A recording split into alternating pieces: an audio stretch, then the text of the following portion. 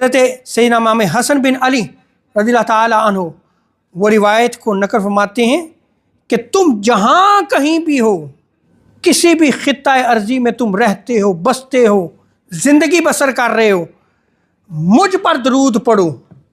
फ़इन्ना सलातकुम तबलुगनी, तुम्हारा दरूद मुझ तक पहुँच जाता है। पहली रिवायत में फ़रिश्तों की ड्यूटी थी, इस रिवायत में क्या है कि हुज़ूर ख़ुद भी सुनते हैं। अल्लाहु अकबर। क्या मकाम व मर्तबा है उस शख्स का कि वो दरूद और सलाम पढ़ता है और हुज़ूर ख़ुद समाअत फरमा लें।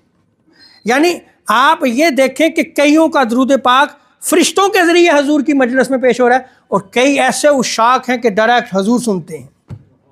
यानी जितना जिसका कुर्ब हुज़ूर सल्लल्लाहु अलैहि वसल्लम के साथ होगा, उतना ही दरूद व सलाम जो पढ़ रहा है हुज़ूर ख़ुद सुनते हैं।